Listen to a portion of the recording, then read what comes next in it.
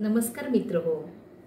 आज आपण पाहणार आहोत वास्तुशास्त्राबद्दल माहिती. आता त्यामधला विषय आहे की मुख्य दरवाजावरती तोरण लावणे. आता ही तोरण कोणकोणती असावीत आणि का लावली जातात? मुख्य दरवाजातून सगळ्या प्रकारचे वारा किंवा व्यक्तीचं येणं जाणं आणि प्रत्येकाची होरा वेगळी असते, तर त्याच्यातून निगेटिव्ह शक्ती सुद्धा पास होत असते. तर ती निगेटिव्ह शक्ती दरवाजाच्या आतून वाहू नये आणि तिथंच थांबावी यासाठी विविध प्रकारची तोरणे लावली जातात. त्यामध्ये आंब्याची पाने, आवळ्याची पाने, तुळशीची पाने, त्याचबरोबर विविध फुलांच्या माळा, रुद्राक्षाचे तोरण अशा पद्धतीने लावले जाते. तर यामधील तुम्ही कोणतेही तोरण लावू शकता. त्याचबरोबर लिंबू मिरचीचे तोरण सुद्धा दृष्ट बाधा, नजर बाधा होऊ नये म्हणून लावली जातात. घरातील निगेटिव्ह ऊर्जा यामुळे नाहीशी होते व पॉझिटिव्ह सकारात्मक ऊर्जा चांगली येते. त्याचबरोबर निर्णय घेण्यासाठी सुद्धा योग्य राहते. केवड्याच्या पानांची सुद्धा तोरणे लावली जातात. तुळशीचे तोरण सुद्धा लावावे. याचबरोबर तुपाचा दिवा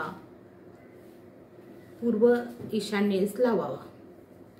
रांगोळीचे फार महत्त्व असल्यामुळे ईशान्य दिशेस ओम, स्वस्ती, श्री किंवा श्री यंत्राची रांगोळी काढावी व तिथे तुपाचा दिवा लावावा. तुम्ही तिळाचा दिवा सुद्धा लावू शकता. तसेच मुख्य दरवाजाच्या समोर तुपाचा दिवा, तिळाचा तिला लावू शकता, कारण यामुळे नकारात्मक ऊर्जा निघून जाते व सकारात्मक ऊर्जा येण्यास मदत होते.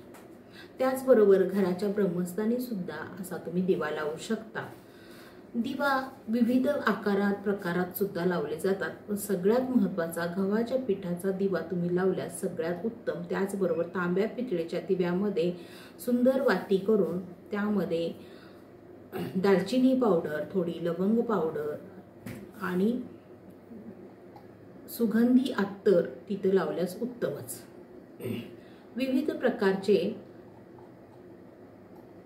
फुलांनी सुद्धा तुम्ही सजवू शकता. त्याचबरोबर रांगोळीमध्ये पिवळी, गुलाबी, पांढरी, ऑरेंज कलर वगैरे असं तुम्ही रांगोळीमध्ये वापरू शकता. यामुळे रांगोळीमध्ये विविध ग्रह ॲक्टिव्ह होतात आणि सुशोभीकरणाने तिथे पॉझिटिव्ह ऊर्जा यायला सुरुवात होते.